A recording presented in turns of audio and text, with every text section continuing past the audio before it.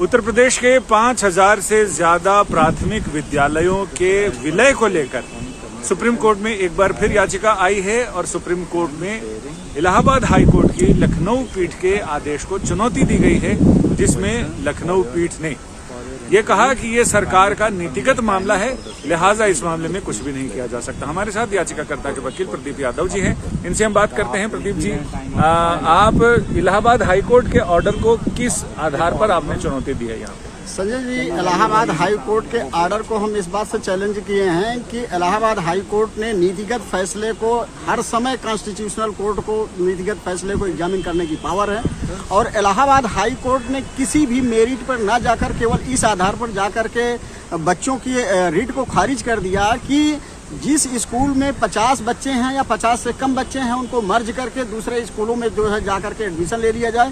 Question ये नहीं है, क्वेश्चन ये है कि वो स्कूल जब खोले गए थे तो वो 15 से 20 साल पहले खोले गए थे। ये आज के दौर की सरकारें एजुकेशन इंस्टीट्यूशंस को क्यों ध्वस्त करने पर लगी हैं पता नहीं है। 15-20 साल में आबादी कम से कम 2-4 करोड़ उत्तर प्रदेश की बढ़ी होगी, घटी नहीं है आबादी। और जब आबादी बढ़ी है तो उन स्कूलों में बच्चे क्यों नहीं जा रहे हैं, सरकार इसको क्यों नहीं एग्जामिन करती है। उस स्कूल में टीचर हैं कि नहीं है। मान लीजिए कि अगर एक स्कूल में एक ही टीचर है तो बच्चे वहां कैसे जाकर के पढ़ाई करें, तो सरकार सबसे पहले इसको एग्जामिन करेगी। और दूसरी तरफ कर्नाटक गवर्नमेंट है जहां पर 1-2 स्कूल ऐसे हैं जहां पर केवल 2-3 बच्चे पढ़ रहे हैं, लेकिन फिर भी सरकार उन स्कूलों को चला रही है, क्योंकि आर्टिकल 21A में सुप्रीम कोर्ट ने सेटल्ड किया है, जिसको बाद में पार्लियामेंट ने एक एक्ट के रूप में लागू कर दिया है कि सभी 14 साल से नीचे के बच्चों का मौलिक अधिकार है कि उनको प्राइमरी एजुकेशन दी जाए। इस आधार पर हमने चैलेंज किया। यानी शिक्षा का अधिकार को आधार बनाते हुए आपने इसको चैलेंज किया, और आपका कहना है कि अगर 5-10 एक भी बच्चा हो तो उसके पढ़ाने की जिम्मेदारी सरकार की है। निश्चित तौर पर सरकार अगर दूसरी चीजों को जिम्मेदारी के पूर्ण निभा रही है, सरकार अगर रिलीजियस चीजों में जाकर फंडिंग कर रही है, चाहे जिस भी रिलीजन का हो, तो वो बच्चों के पढ़ने लिखने पर क्यों नहीं व्यय करना चाहती है। इसलिए मेरा इस पर भी क्वेश्चन है। इन 5000 स्कूलों में क्या मदरसे भी हैं या सिर्फ प्राइमरी स्कूल है? नहीं, मेरी जानकारी के हिसाब से इन 5000 स्कूलों में मदरसे नहीं हैं, केवल और प्राइमरी और सेकेंडरी स्कूल हैं जो कि गवर्नमेंट द्वारा स्थापित किए गए हैं।